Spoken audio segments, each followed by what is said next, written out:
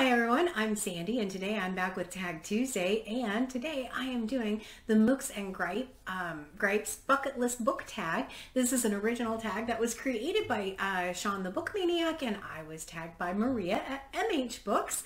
I'm very excited to do this one. One of the things with this original tag is that it's meant to help promote the Mookse and Gripes podcast, which I am not personally familiar with, but I will leave all the information in the description for you below if you want to go and check it out. But for today, I'm just going to go ahead and jump into my top 10 books, okay, that I want to read. So as far as like a bucket list goes, I am reading a ton of books off of the 1001 Books You Must Read Before You Die list. And so I didn't want all the books I picked just to be books off of that list. So I kind of have a good mix for you today. A lot of these books I actually don't own right now. So I will just put up a book cover up here for you as I kind of go through them. And so I do have a mix of ones that are on the 1001 book countdown and ones that are actually not on the 1001 book countdown.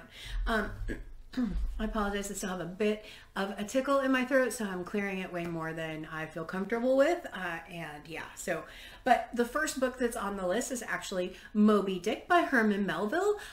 This is just such an iconic classic that I have always wanted to read and have just never prioritized. We used to own it. I don't know where it went. It's not here. It has probably one of the most famous opening lines of any book, which is "Call me Ishmael." I don't know why I know that, and I haven't read the book, but it's true. But that would be book number 1. I have seen that on a number of people's lists. It is a chunky book, so that's part of why I haven't actually read it yet. So book number 2 is Les Miserables by Victor Hugo. I have read one Victor Hugo, which is The Hunchback of Notre Dame, and that was another chunky book. And what I remember from that book is that Victor Hugo likes to go into long, drawn-out details and things. So Les Miserables, I believe, is over 1,000-page book, and I just have not been able to pick it up yet. So that would be one. The next one is A Suitable Boy by Vikram Seth. Again, another chunky book. I don't actually know much about this one, but I'm super intrigued by the title. It's one that I had seen at the library a couple of years ago even, and just didn't pick it up because of its size. I also saw SHAWN the Book Maniac talk about it as one of his, and it reminded me, yes, that is definitely one that I would absolutely like to read. The next one is more of an author. So for book 4, Dostoevsky. I have never read any Dostoevsky. I would like to be able to read The Brothers Karamazov. I think that's how you say that. I'm probably saying it wrong. Mainly because in The Rebel by Albert Camus, they reference that book, and so I really would like to be able to read that. That would be one that would be at the top of my list. And then the last one that's on the 1001 book countdown list I actually own as far as one of my top 10 off of that list, and that is War and Peace by Leo Tolstoy. Look at how incredibly beautiful this Barnes & Noble edition is. I am absolutely in love with this. If you look here, this front and at the back, at the ends, but the real thing is, oh, look at those end papers. They are just so pretty. Absolutely gorgeous end papers. Unfortunately, the font in this bad boy, oh, really, really small. Super intimidated by this book.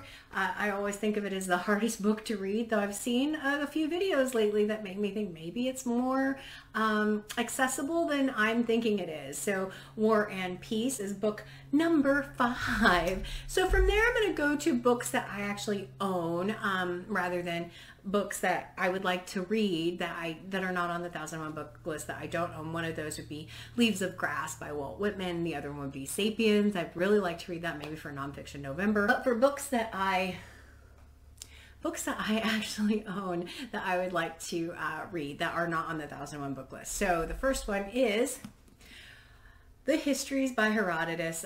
I missed the group read along that people did of this book. I'm so sad. I couldn't figure out a way to make it work in my schedule.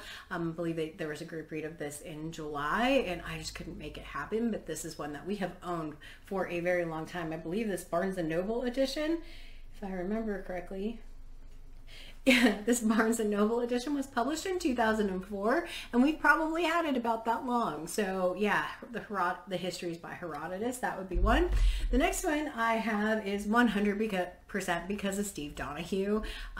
They did a read-along of this in June, and I just couldn't get my act together to be able to do it. I was already super overcommitted in June, and that is the Iliad by Homer. This is the Robert Fitzgerald version because this is the version that they actually read in June, and I was super hopeful I'd be able to do it. And the bottom line, I just couldn't. I mean, I am the queen of overcommitment of buddy reads and group reads. I don't know if I'm the queen, but I'm certainly in the court. Definitely in the court. The next one that I have is because it's a Pulitzer winner, and it's one that I've seen on a couple different people's channel, but that is Lonesome Dove by Larry McMurtry. Another big chunky book. You'll notice most of these are big and chunky books, but this is one that I have wanted to read. I had it checked out at the library at one point, and then I bought it after seeing it on Jack at Spread the Book Joy's channel, thinking maybe we'd be able to do a buddy read at some point of it. And we haven't talked about that. Jack doesn't know that, I don't even think. But yeah, Lonesome Dove by Larry McMurtry. And then the next one is kind of my nemesis. I've talked about it a couple times on my channel, and that is Dune by Frank Herbert. I have tried to read this about 3 different times and never been successful. Many people tell me I should read this book. This copy that I have here is because my son took my copy of Dune, and my husband felt like I needed another copy and bought me this. It is an absolute gorgeous edition. It's the Barnes & Noble one. Beautiful cover, beautiful end pages again. Really cool end papers in it, and it has the words on the back. Weirdly enough, Steve Donahue and Matthew at the Mayberry Book Club are doing a read-along of this book in October. And Steve Donahue even had this exact same version on his announcement video, which is kind of, kind of a sign I should probably do the read-along, and it's early enough. They've certainly given enough warning of it to be able to do it.